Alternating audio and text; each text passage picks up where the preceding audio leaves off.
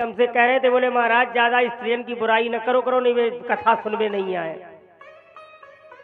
अब आए और चाहे ना आए, हमारी बात बहुत साफ है भाई, जो बात स्त्रियों की आएगी वो तो हमें बताना पड़ेगी। और माताएं बहनें, हम किसी माँ की बुराई नहीं करते, किसी बहन की बुराई नहीं करते, किसी बेटी की बुराई नहीं करते। मैं शास्त्र में जो कुछ लिखा है केवल वो कहता हूँ। हम आज तीसरा दिन है, हमारे मुंह से अगर सुनी गई हो कि सास की कथा सुनाई हो, बहू की सुनाई हो, तो बता दे कोई माँ। बुराई तो तब होती है जब हम किसी के ऊपर उंगली उठाएं, लेकिन अब जो शास्त्र में लिखा है वो तो हमें बताना ही पड़ेगा। महाराज, एक पति के दो पत्नियां हैं, एक पत्नी है सुरुचि। सुरुचि शब्द का अर्थ है जिसकी रुचि, इच्छा। एक वो स्त्रियां होती हैं जिनकी कभी इच्छाएं पूरी नहीं होती। तोड़िया ले आओ, धोती ले आओ, जेवर ले आओ, मिठाई ले आओ, खटाई ले आओ, ये ले आओ, वो ले आओ, पूरी नहीं होती। और यही में लड़ाई मची है। और एक होती है सुनीति। सुनीत माने सुंदर शिक्षा वाली। महाराज, जो भी घर में है उसी में निर्वाह कर रही, जो भी घर में है, जैसा है उल्टा सीधा तैसा अपना घर का निर्वाह कर रही है। ये स्त्रियों के दो प्रकार है। अब जामे माताओं बहनों को बुरो लगे तो खूब लग जाए, हमें कोई बुराई नहीं। और अगर ये बात हमारी गलत हो तो आप लोग कह दीजिए। भाई, एक वो स्त्री है कि जो दिन भर अपने श्रृंगार के चक्कर में रहती है, अपने खाबे के चक्कर में रहती है, अपने फैशन के चक्कर में रहती है। और एक वो स्त्री है जो अपने परिवार को, घर को चलाने के लिए महाराज सब प्रकार से अपने घर को, उसका सम्मान रखती है। अब जामे हम काऊ को ये तो नहीं कह रहे कि कहते कि यह माताएं खराब है, हम तो ये संसार के लिए शिक्षा है कि ऐसी स्त्रियां होती हैं। महाराज, सुनीति बड़ी रानी है और सुरुचि छोटी रानी है।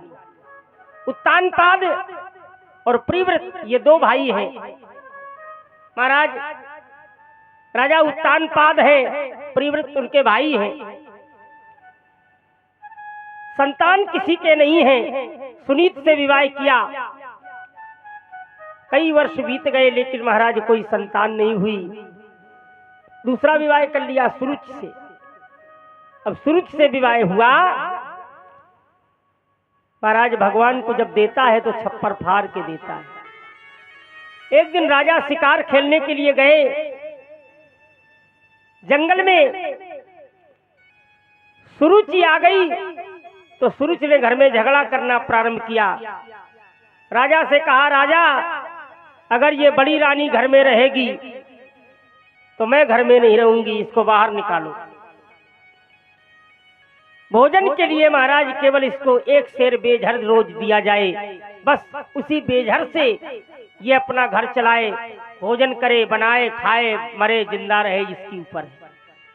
अब देखिए आप, एक रानी पूरे राज्य का सब कुछ लेकर के महाराज सुरुचि घर नहीं चला पा रही, और एक रानी को केवल एक शेर बेझर रोज दिया जाए जिससे इनको अपना पूरा घर चलाना है। अब स्त्री दोनों है।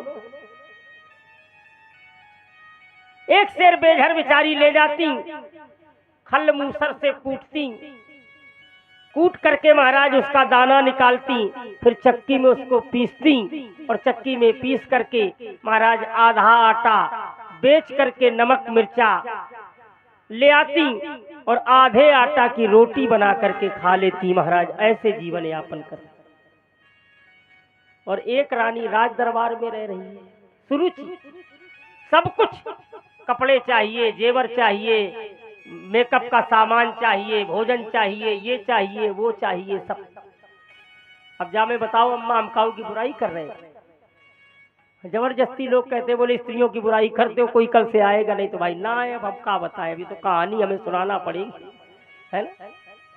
इसलिए माताओं से निवेदन करते हैं कि मैं किसी माँ को, मैं भी किसी माता का बेटा हूँ, मैं किसी माता बहन बेटी की बुराई नहीं करता, लेकिन ये जरूर है कि जो दृष्टांत है, जो कथाएं हैं, जो अनसुईया जी ने किया है वो हमें बताना पड़ेगा, और जो सूर्पनखा ने, ताड़का ने किया है वो हमें। अब तुम सूर्पनखा ताड़का के समय कह दो हम नहीं जाएंगे, पंडित जी औरतन की बुराई कर रहे हैं, तो हम यो कहें कि सूर्पनखा सती सावित्री हती है, भाई ये तो नहीं कह सकते हम। चाहे तुम आओ चाहे ना आओ। अनसुईया जी सती हैं तो हमें बताना है कि वो सती हैं, और सूपनखा और ताड़ुका महाराज दुष्टा है, बुरे कर्म करने वाली हैं, तो हमें बताना पड़ेगा कि ये बुरे कर्म वाली हैं। इसलिए माताओं को हम शिक्षा देते हैं, माताओं को सीख देते हैं कि कोई बने तो अनसुईया, कौशल्या, सुमित्रा बने, कोई ताड़का और धुंधली सूपनखा न बने। बस केवल इतनी बात है।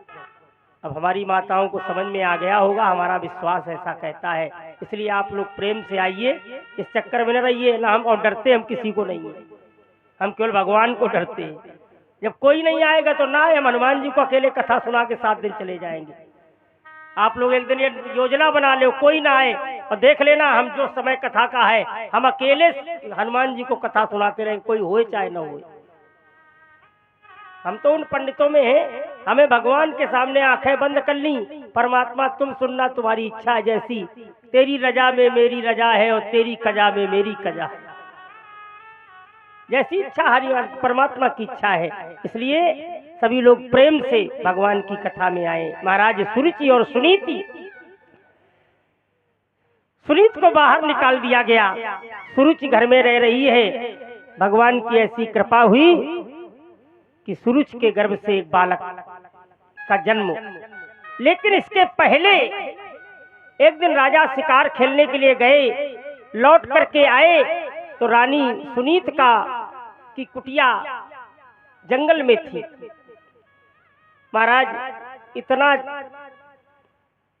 जाड़ा था, इतनी जोर पानी बरसा कि राजा उस पानी के जाड़े में महाराज मूर्छित हो गए।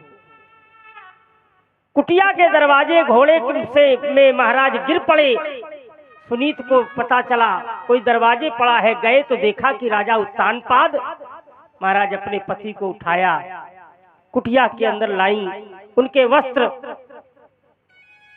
सुखाए, आग जलाई, शरीर को गर्म किया। महाराज भगवान की ऐसी कृपा, राजा को स्वस्थ हो गए, राजा को भोजन कराया, राजा की सेवा की।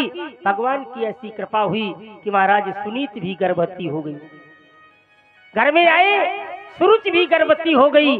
जिनके परिवार में बेटा नहीं था, महाराज सुरुच के गर्भ से महाराज ध्रुव का जन्म हुआ। और इधर सुनीत के गर्भ से महाराज ध्रुव उत्पन्न हुए। भक्त के घर में, राजा उत्तानपुर के पात के घर में महाराज ध्रुव जैसे भक्त का जन्म हुआ। एक दिन महाराज ध्रुव थोड़े बड़े हुए, खेलते खेलते आए और आकर के दरबार में खेलने लगे सुरुच के बेटे के साथ। जैसे ही सुरुच के बेटे के साथ देखा तो देख करके कहा, ये बेटा किसका है? उत्तानपाद की दृष्टि उस बेटे पर गई, अपने ध्रुव पर। ये बनवासिनी का बेटा है। महाराज दौड़ के गए और जाकर के महाराज ध्रुव को उठाया और अपनी गोद में बिठा लिया। जैसे ही गोद में बिठाया, उत्तम की माता सुरुचि आ गई। उसने देखा, अरे ये मेरे बेटे की बैठने का स्थान है गोद में। पहचान गई सुरुचि, ये मेरी सौतन का बेटा है। महाराज गई और जा करके महाराज ध्रुव को गोद से उतार करके नीचे फेंक दिया। अगर तुझे राजा की गोद में बैठना था तो सुनीत के गर्भ से नहीं, सुरुच के गर्भ से जन्म लेना चाहिए।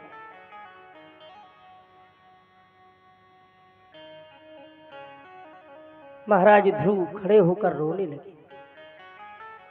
मैया के पास आए, मैया एक बात बता, संसार में राजा की गोद से भी बढ़कर के कोई गोद है?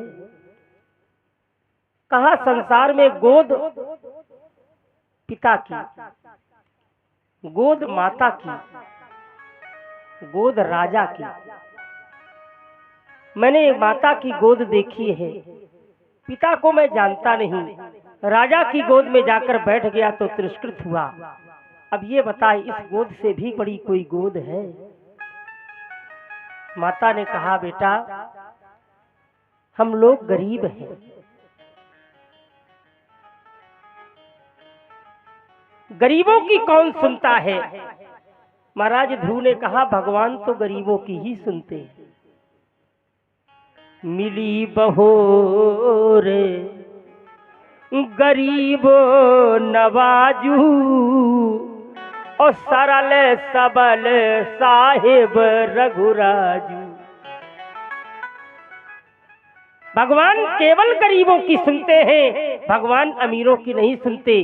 तो माता ने कहा, बेटा जब भगवान गरीबों की सुनते हैं तो राजा की गोद से बढ़कर के बस भगवान की गोद।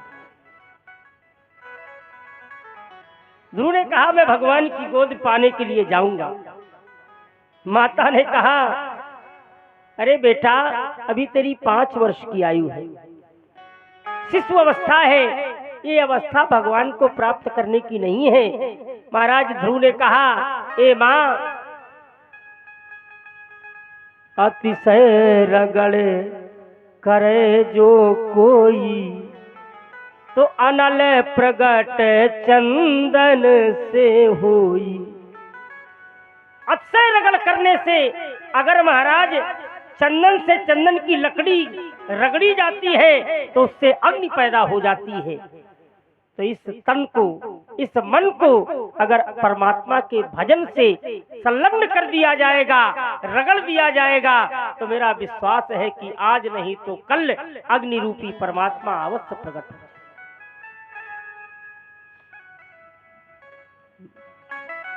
माता ने कहा, सो जाओ बेटा।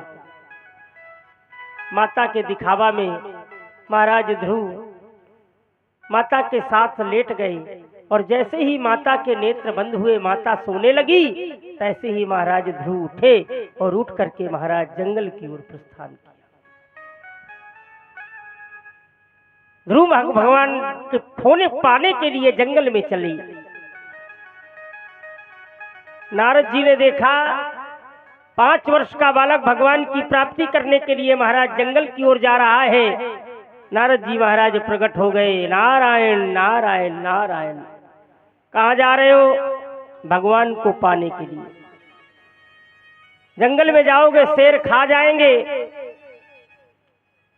ध्रुव जी ने कहा, महाराज अगर शेर खा जाएंगे, भगवान की इच्छा होगी तो खा जाएंगे, अगर वही, क्योंकि मारने वाला है भगवान, बचाने वाला है भगवान।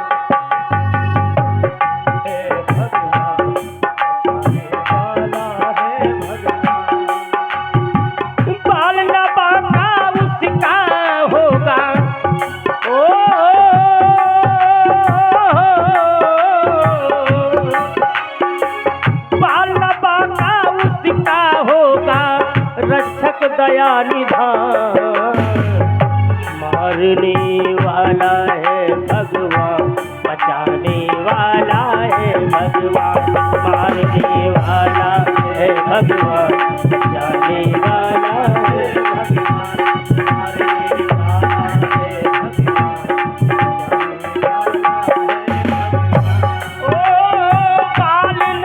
वाला है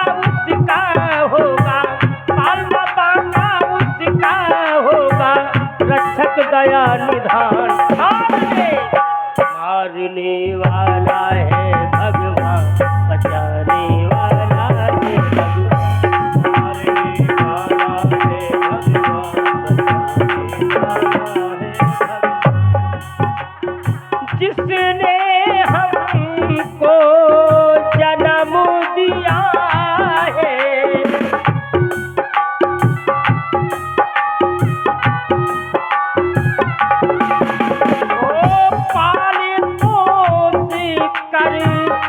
बड़ा किया है पाल,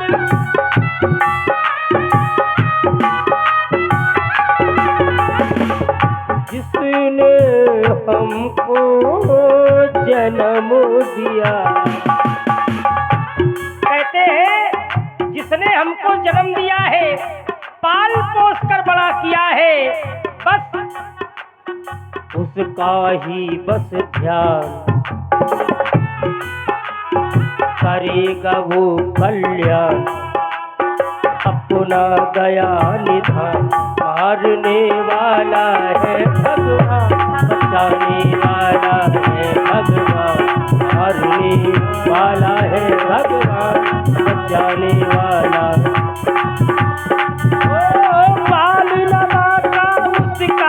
होगा, ए बाल न बाका उसका होगा, रक्षक दया निधान।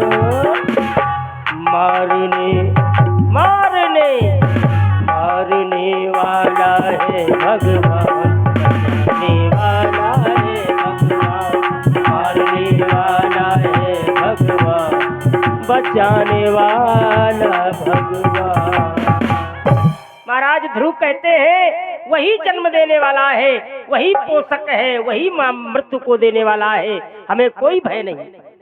नारद जी ने ऐसा दृढ़ संकल्पित जब देखा तो कहा सुनो, भगवान को पाने के लिए भजन करने की आवश्यकता है। भोजन कर लेते हो? बोले हाँ। भजन? बोले भजन करना सीखेंगे। किससे सीखोगे? कोई गुरु है? बोले महाराज गुरु क्या होता है? बोले जो भजन करना सिखाए उसका नाम गुरु। तो बोले अब आप सिखा दो, आप ही हमारे गुरु है ना। भजन और भोजन में कोई अंतर नहीं होता। भोजन और भजन में केवल एक ही अंतर है।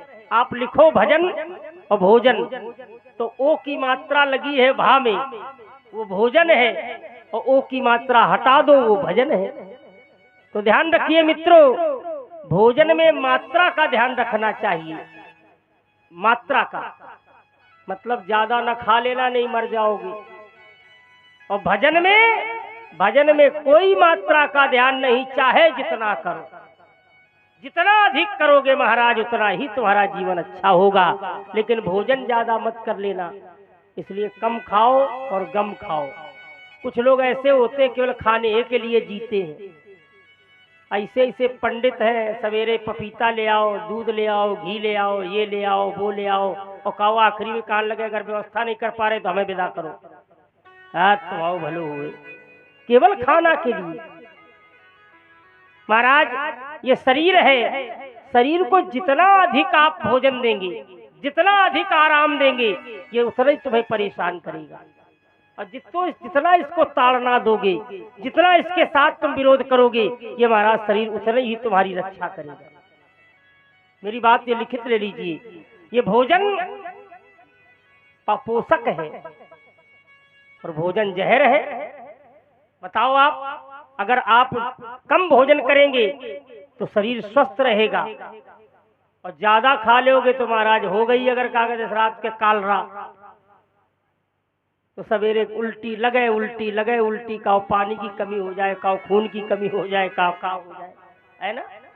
तो कहने का मतलब ये है, कहते हैं कि भगवान पालने वाला है, भगवान का भजन भोजन छोड़ करके किया जाता है। तो भोजन को त्याग अब भजन करना पड़ेगा। नारद जी कहते हैं बेटा जंगल में भोजन नहीं मिलेगा, भजन मिलेगा। गुरुओं से भोजन नहीं मिलेगा। बोले महाराज भोजन का त्याग है, केवल भजन की आवश्यकता है। भजन क्या करोगे? गुरु बन जाओ। लेकिन भैया आजकल के गुरुओं से सावधान रहना, हमें बहुत डर लगता है गुरुओं से। किसी ने कहा गुरु करो जान के और पानी पियो छान के, और हम इसका उल्टा करते हैं। मित्रों 7 दिन हम आपके यहाँ रहे, आपने हमें गुरु बना लिया, 7 दिन में का जान पाए? वो जान पाए नहीं। गुरु करो छान के और पानी पियो जान के। हमें देख लो फिर छन्नी लगाओ, हमारे आगे पीछे अगल बगल पूछो, क्षेत्र में घूमो कि ये कैसे हैं। ऐसा तो नहीं कि यही हमारे गांव में सीधे बने हुए, दूसरे गांव में कुछ और हुए। तो गुरु करो छान के और महाराज पानी पियो जान के। चाहे जितो घर को व्यक्ति पानी लेके आए, पत्नी पुत्र बिटिया लड़का, लेकिन जब तक वह देख न ले, का पता बिटिया भर के लाई बा में का जाने का कौन सा कूड़ा पड़ा हो, मक्खी पड़ी हो, मच्छर पड़ा हो, है ना। तो पानी पियो जान के और गुरु करो छान के। गुरु कैसा होना चाहिए? हरहि शिष्य धन शोक न हरहि, सो गुरु रो रो नरक में परही। जो शिष्य के धन को हरण करता है, शिष्य के शोक का हरण नहीं करता महाराज, ऐसा गुरु रो रो नरक में जाता है। गुरु को ऐसा चाहिए शिष्य से कछु नहीं ले, और शिष्य भी ऐसा चाहिए जो सब कुछ दे दे। गुरु और शिष्य का संबंध कैसा होना चाहिए? गुरु जी कहे हमें कुछ नहीं चाहिए, और शिष्य कहे महाराज ये तन आपका है, ये मन आपका है, ये धन आपका है। ये शिष्य और गुरु का संबंध होना चाहिए। ऐसा न हो कि गुरु जी के आवे की तारीख सुन ले तो शिष्य अपनो टिकट कटा ले कि अब आ रहे गुरु जी, अब तो कुछ न कुछ देना ही पड़ेगा, है ना। ध्यान रखिए, एक बात और मैं आपको विशेष बताऊं मित्रों, गुरु तो कर लो लेकिन किसी की सेंग न करो। एक बार की बात हमें याद आ गई, एक ही गांव में महाराज एक ही गुरु को दो लोगों ने बनाया। एक गुरु जी के शिष्य बने बड़े मतलब ज्ञानी व्यक्ति थे, पैसे वाले थे, और दूसरा व्यक्ति बड़ा मूर्ख था लेकिन पैसे वाला था। अब दोनों लोगों ने एक ही गुरु से दीक्षा ले ली। हुआ क्या, जो ज्ञानी शिष्य था, पैसे वाला था, गुरु जी थे जम्मू कश्मीर के, नैनीताल ठंडक जहां होती है, जून का महीना, गर्मी का समय। शिष्य ने कहा गुरु जी हमारी इच्छा है कि आप हमें दर्शन दे जाइए, हमारे घर आइए। गुरु जी ने कहा अरे भाई तुम्हारे यहाँ बहुत गर्मी पड़ती है। शिष्य ने कहा महाराज आपकी कृपा से कोई कमी नहीं है, आप आइए, आपको गर्मी नहीं लगने देंगे। एसी गाड़ी से महाराज गुरु जी को बुलाया गया। घर में कमरे में बढ़िया कूलर, पंखा, एसी, बर्फ की सिल्लियां बिछवा दी, ऊपर गुरु जी का गद्दा डलवा दिया, महाराज घर को नैनीताल बना दिया। गुरु जी आए बड़े प्रसन्न, अरे वाह भाई शिष्य हो तो ऐसा हो, आशीर्वाद दिया, गुरु सेवा हुई। गुरु जी महाराज सवेरे दक्षिणा लेकर के विदा हुए, फिर ऐसी गाड़ी से भेज दिए गए। बगल वाला जो पैसे वाला था वो मूर्ख था, उसने देखा कि अच्छा तुमने गुरु जी को बुला के इतनी सेवा की है तो हम भी तुमसे कम नहीं है। महाराज जनवरी का महीना, गुरु जी को फोन किया, गुरु जी आप पधारिए।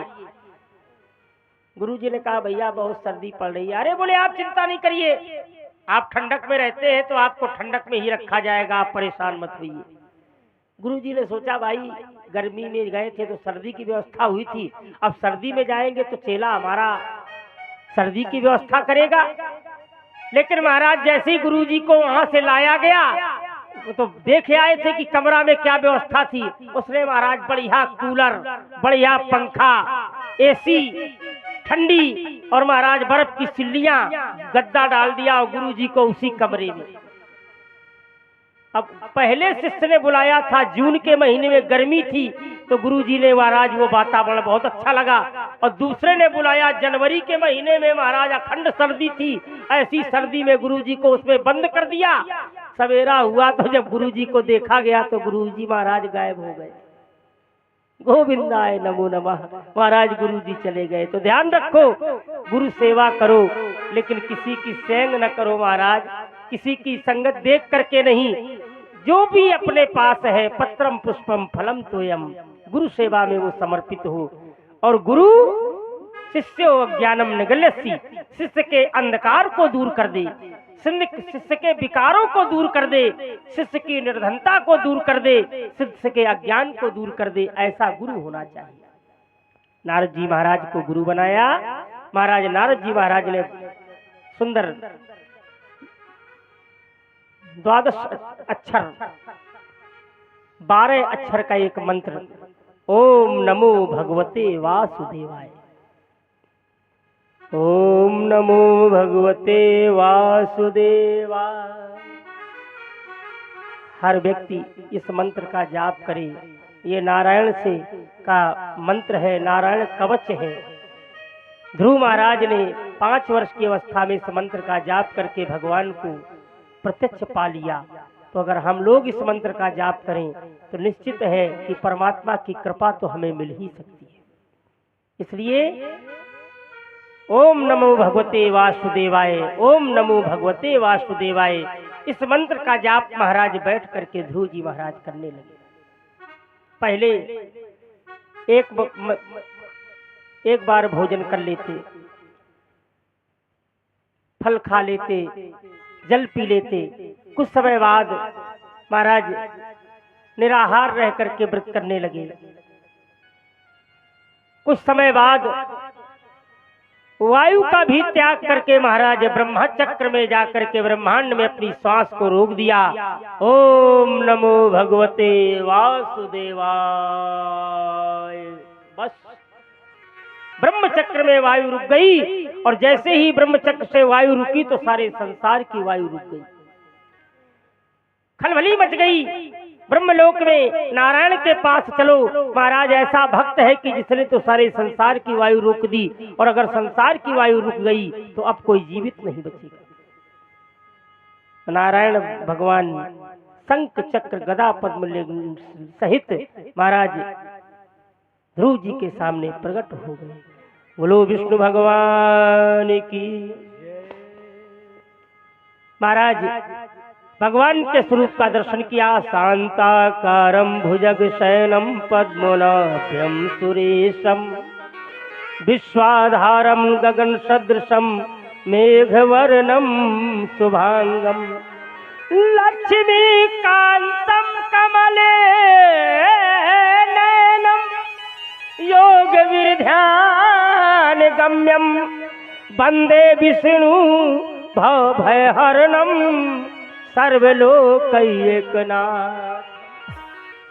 भगवान ध्रुव जी महाराज भगवान को नेत्र देख, भगवान के नेत्रों से नेत्र मिलाए हैं। छवि समुद्र हरि रूप बिलोकी,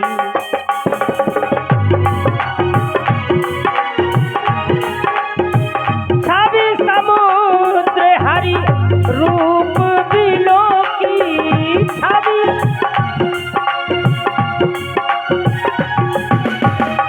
एकटक नयन रहे पटरोकी, एकटक नयन रहे पटरोकी, एकटक।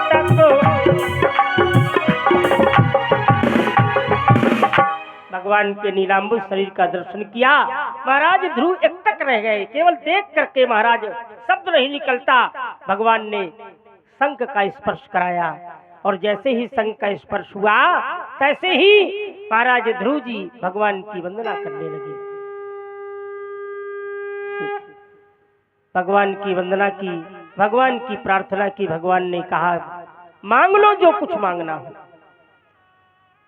मोरे कछु अदेय नहीं तो ही बोल क्या चाहता है। अहम भक्तों पराधीना, मैं भक्तों के अधीन हूँ, तू जो भी चाहता है वो मांग ले। महाराज ध्रुव ने कहा हे प्रभु और कुछ नहीं चाहिए, मैं तो आपकी परम पवित्र गोद चाहता हूँ। भगवान ने महाराज ध्रुव को उठा करके अपनी गोद में बिठा लिया। जय जयकार रही भुवन भर जय जय वाणी, तो लोक में जय जयकार हुआ।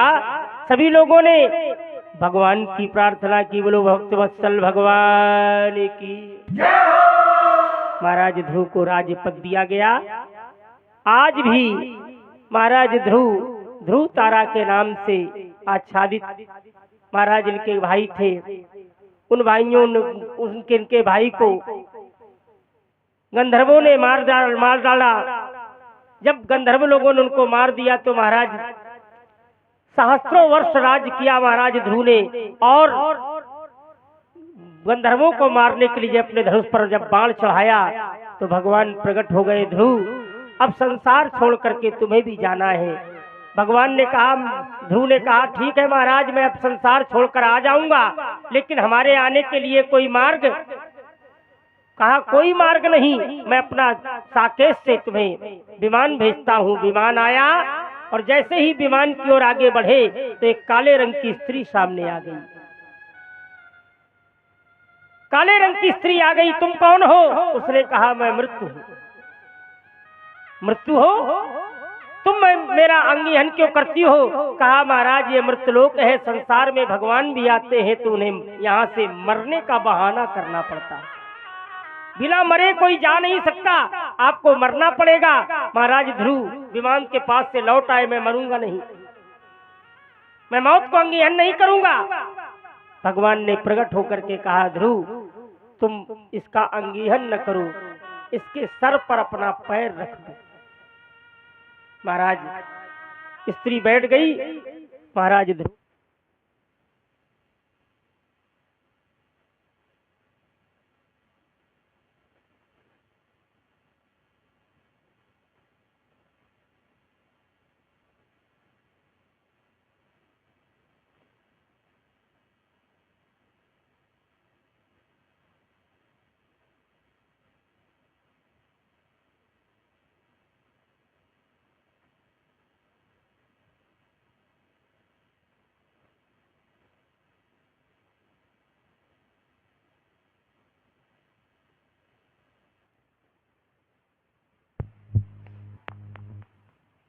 श्री राधे भगवान ध्रुव मृत्यु के ऊपर पैर रख करके विमान में गए और जाकर के ध्रुव तारा के नाम से चमकने लगे।